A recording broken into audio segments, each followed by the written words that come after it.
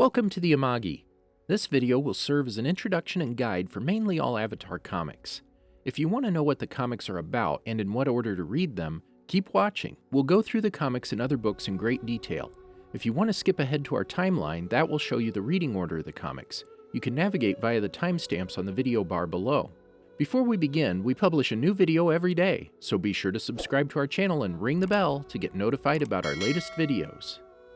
So, you just finished binge-watching Avatar: The Last Airbender, either for the first time or for the 10,000th time, and once again you can't shake off the strange feeling that you always have when you reach the end.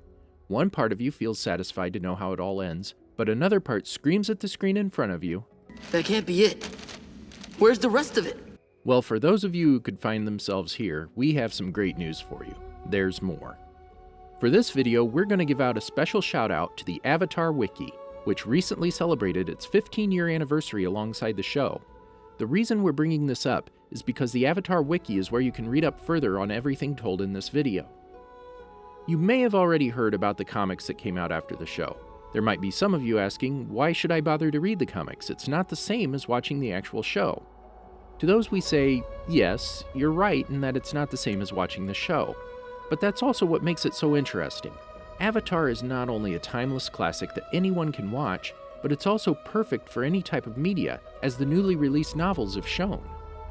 Yes, there are novels, and scrapbooks, and anthologies, and art books, and graphic novel trilogies, or coloring books, chibi shorts, video games, web series.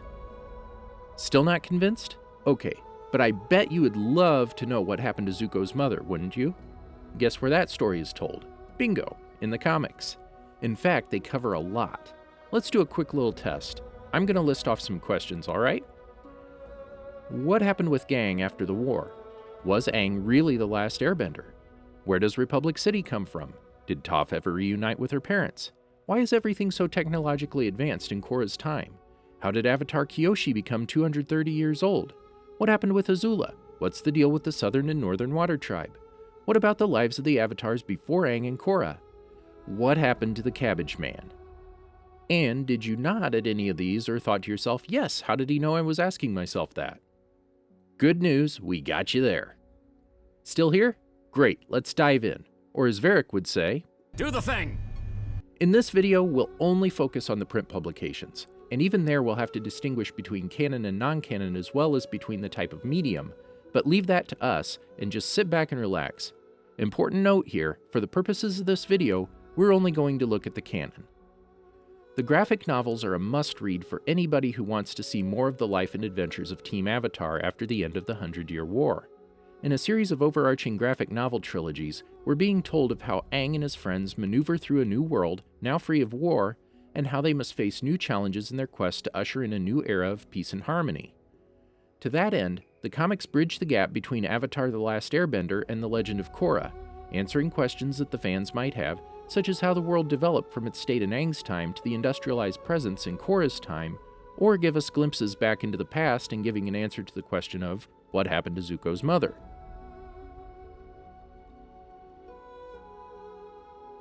The Promise is the first of the graphic novel trilogies and mainly takes place a year after the show's end. Zuko, who is now the Fire Lord, is trying to come to terms with his new role as the leader of the Fire Nation while still being haunted by his past. The title of the story alludes to a promise that Aang must make to Zuko when the latter asks him to take action if he ever succumbed to his father's cruel methods. Other characters make an appearance as well, such as Toph, who founds her own Metalbending Academy, Aang, Katara, and Sokka, who are aiding Zuko and Earth King Kwai in their efforts to relocate the Fire Nation colonies in the Earth Kingdom, and more, such as Suki, Mai, and Ty Lee, Avatar Roku, and Ozai. The story takes place in the span of just 1 week. In general, there's something to be said about the timeline of the comics, as figuring out what takes place when can be tricky, or when it comes to the reading order of the comics. Watch till the end to make sure you'll know your way around the comics, but for now, let's move on. Where is my mother?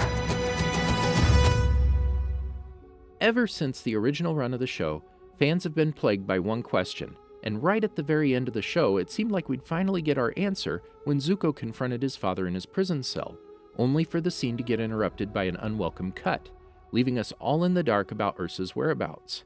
It wasn't until years later when another character brought it up. I've been dying to ask you, what happened to Zuko's mom? Well, Denora, it's an incredible tale. This episode aired back in 2012, and just a year later, on March 20th, 2013, fans were blessed with the new comic trilogy titled The Search. The Search is the second graphic novel trilogy, and as the title and cover suggest, it tells the story of Ursa, including her origins and life at court as the wife of then Fire Prince Ozai and what followed. Years after her disappearance, Zuko sets out on a quest to find his mother, together with the aid of Team Avatar and his sister Azula. What sounds like an unlikely team-up proves to be an interesting premise for the story, and what a story it is. Not only are more details revealed about Ursa's past, but also about her children, who are both on an internal search for themselves as well. Needless to say, there's bound to be some major conflict between the siblings who share the spotlight with their mother. For fans of Azula and Zuko, this comic is not one to ignore. The Rift focuses on Aang and Toph, as both must confront their past being heavily affected by the future. For Toph, this means meeting her father again after having not seen each other ever since she ran away, while Aang tries to revive old traditions of the air nomads, though is troubled by the sudden appearances of Avatar Yang Chin and the ensuing challenges of upholding the ways of the air nomads in a world in the wake of its industrialization. Similarly to The Promise, the two lead characters, Aang and Toph, find themselves at odds with one another's clashing personalities, and their friendship is put to the test. Small spoiler on the side, this story marks the return of the one and only Cabbage Merchant. You do not want to miss this. Time to return to the Fire Nation with Smoke and Shadow.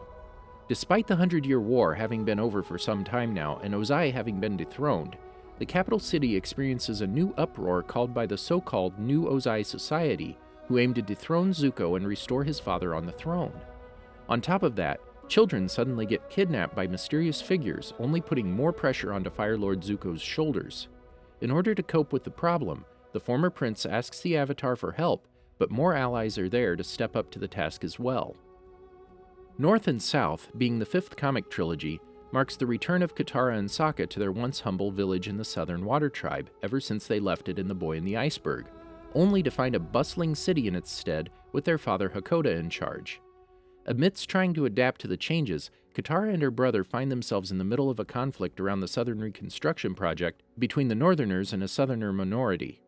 The events in North and South partially overlap with those in Smoke and Shadow, as Katara and Sokka separate from Aang in Smoke and Shadow Part 1 to head off to the Southern Water Tribe. However, both Aang and Zuko later appear in North and South after having taken care of issues in the Fire Nation. And in case a conflict between Northerners and Southerners sounds familiar to you, that's because this event, along with other events in the comics, serves as what's to come in Korra's time, as Korra too has to make peace between the two water tribes. With Imbalance, we've reached the present time, as this is the sixth and most recently completed comic trilogy that centers around Aang and his friends. This story takes place in the location called Cranefish Town, which eventually evolves into Republic City years later. Aang, Sokka, Katara, and Toph must stifle a conflict between benders and non-benders, though there is more to the problem than meets the eye. Again, this sounds very reminiscent of the events in The Legend of Korra, signaling that the comics are bridging the gap between the two series more and more. In case you've been asking yourself why you've been seeing 4 covers on the screen the whole time, despite there being only trilogies, that's because each of these trilogies come with a so-called library edition, which is a hardcover book that collects all 3 single issues of the trilogies in one, and has extra stuff like commentary and concept art in it. However, if you want a less heavy and less expensive alternative, the new batch of Omnibus Editions are worth consideration as well, though those come without the bonus stuff. You thought we were done? Oh no, we are just getting started. But don't worry, while Avatar The Last Airbender has many comic trilogies, The Legend of Korra only has 2 so far. The first trilogy is called Turf Wars, and immediately picks up the story where it left off in the series finale. Following their vacation in the spirit world, Korra and Asami get reacquainted with each other as a couple and navigate through politico-social conflict in Republic City, where human triads and spirits are fighting for turf.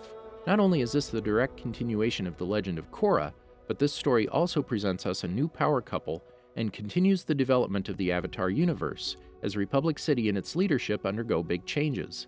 The story bears some similarities to The Rift, as the human and spirit conflict is once more prominent, and the Avatar must fulfill their role as the bridge between the two worlds. The second trilogy features ex-Great Uniter Kuvira, who must stand trial and answer for her actions as former leader of the Earth Empire, which unbeknownst to our protagonists is still active. Its new leader, Commander Guan, is taking things into his own hands and aims to bring the Earth Kingdom under the rule of the Earth Empire, thus endangering the democratic movement of the Earth Kingdom on the eve of its first elections. Just like Turf Wars, this story picks up on parts of the story introduced in the finale of the show and features a return of characters like King Wu, Toph Beifong, and her family. On to the next section, Anthologies. Anthologies are a great way to tell multiple stories without being restricted to one overarching plot thread. As for the Avatar franchise, so far there are only 2 comic anthologies. The Lost Adventures is an anthology of comics collecting previously unpublished comics, MiniComics included as part of the Book 2 Earth and Book 3 Fire DVD volumes, the Avatar comic from Free Comic Book Day 2011, and the numerous works released by Nickelodeon Magazine and Nickelodeon Comics Club from 2005 through 2009. The first 26 comics included occur in between episodes of the first series, while the last 2 are non-canonical stories. Team Avatar Tales is the second anthology of comics, which includes the previously published Free Comic Book Day issues, as well as brand new mini-comics that are set during and after the series' run. A new addition to the line of Avatar comics, 2 standalone graphic novels are known to hit the shelves soon. Let's take a quick look at them. This story is set in Book 2 Earth of Avatar The Last Airbender, between the episodes Bitter Work and The Library, and follows Katara as she gets separated from the rest of Team Avatar after an ambush of the Fire Nation and has to side with a group of pirates to make it back to her friends. The next graphic novel takes place in between The Rift Part 3 and North and South Part 1, where Toph and her metalbending students appear again. Toph is visited by Sokka and Suki and meets familiar faces from Team Avatar's journey during the war, who help her regain inspiration. Hold on, there's one more comic section we have to cover. Even though mini-comics don't sound important at first sight, some of them are inbound with the graphic novel trilogies, while some others tell independent stories and provide some nice character development. Rebound is the first mini-comic that was published at Free Comic Book Day. It's a follow-up to the events from the first graphic novel trilogy, The Promise, and serves as a setup for the 4th trilogy, Smoke and Shadow, which sees a return of May and another character that first appears in this story. After breaking up with Zuko towards the end of The Promise Part 2, May secludes herself in her aunt's flower shop with her brother Tom Tom and meets a stranger whom she agrees to go out with on a date. However, she discovers that there's more to it. Shells tells the story of how Sokka and Suki meet a girl named Gaia at a shell store, whom Suki teaches about standing up for herself by telling her a story involving Avatar Kyoshi and the Kyoshi warriors. In Sisters, we finally get to meet Ty Lee's sisters, which she mentioned in the episode The Beach, and it's here that we see how the dynamic between the siblings folds out when all of them are together. The story focuses on Ty Lee trying to find her spot in the world, and is a cute story all around. Also, we're returning to the circus. Friends for Life tells us the story of how Korra and her polar bear dog Naga met. This story was written by co-creator Michael Dante DiMartino, and also explores young Korra's feelings about being the Avatar, as she's trying to come to terms with it. This story takes place in between Turf Wars Parts 1 and 2. The members of the Air Nation are helping out at the evacuee camp at the borders of Republic City, which got built following Kuvira's attack on the city, leaving many people homeless. Milo, however, shirks his duties and gets recruited by Korra for a top-secret mission, to track down a pack of lost pets. If you've never heard of Avatar novels before, don't panic. These are relatively new to the franchise, but oh what a welcome change they are. It's like you have a brand new series just in book form. If you're a bookworm, you will love the novels, which are The Rise of Kyoshi. In The Rise of Kyoshi, we are introduced to 16-year-old Kyoshi and come along on her journey from a girl of humble origins to becoming the respected figure that will be remembered centuries later after becoming the Avatar. The Shadow of Kyoshi continues Kyoshi's journey after Kyoshi's place as the Avatar has been cemented, and when she must confront a dangerous, mysterious threat from the spirit world. The ScrapBooks published by Insight Editions are a nice addition to a collector's shelf. These are hardcover books that come with nice knickknacks, such as maps, posters, and cards. There are 3 of them so far. Avatar: The Last Airbender Legacy is the first book, and features Aang looking back on his life after the 100-Year War through stories, passing down various mementos to his son Tenzin. The Legend of Korra, an Avatar's Chronicle, follows Korra as she chronicles her trials during her time as the Avatar for the new Avatar in order to have something to look back on.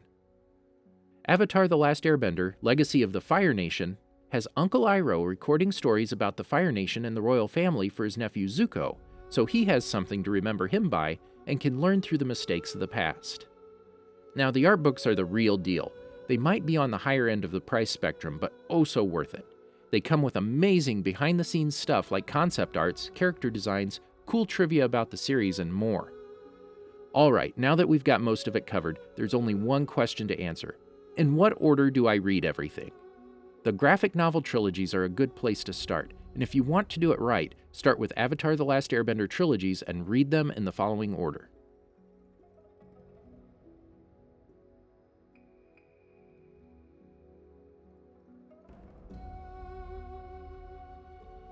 After you've caught up on the Avatar: The Last Airbender trilogies, you can either start reading the standalone graphic novels, which take place in different time and places.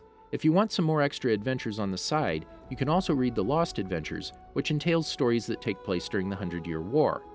You can also switch things up by first reading the Lost Adventures, then Katara and the Pirate's Silver, as that story takes place during the show as well, and then get into the comic trilogies. As you see, there's lots of room for play here. We're just giving you a mere suggestion. After you're done with the Avatar: The Last Airbender trilogies, you can continue with the Legend of Korra comic trilogies. Now things get a little bit trickier, but no need to panic. This is where the short comics come into play, as they take place in between various graphic novel trilogies. Rebound was the first of them to be published. You can read it after you've finished with The Promise Part 2. This way you'll be caught up with May's arc before you reach Smoke and Shadow, which is the next trilogy that May appears in. Next comes Shells, as it was published after Rebound. From a narrative view, however, this story could take place before the events in Rebound or maybe even around the same time. This is because in Shells it's pointed out that the Kyoshi warriors served as the Fire Lord's elite guard, a role which they undertook in The Promise Part 1. Sisters starts off with the Kyoshi warriors having a training session in the Fire Nation capital city, which suggests that this story takes place sometime after The Promise Part 1 as well. As for the Legend of Korra short comics, they're easier to sort. Friends for Life takes place after Korra was revealed to be the Avatar at age 4. Lost Pets takes place after Turf Wars Part 1, and sadly, it's the last published comic short story since 2018. Fingers crossed there'll be more. Had trouble keeping up? Just rewind the video and follow along step by step. Of course, there's a wide range of books, all of which we couldn't cover in just one video. Want us to do a video on something in particular? Let us know in the comments. Did you enjoy our video? Be sure to check out these other great videos from the Amagi, and make sure to subscribe and ring the bell to be notified about our latest videos.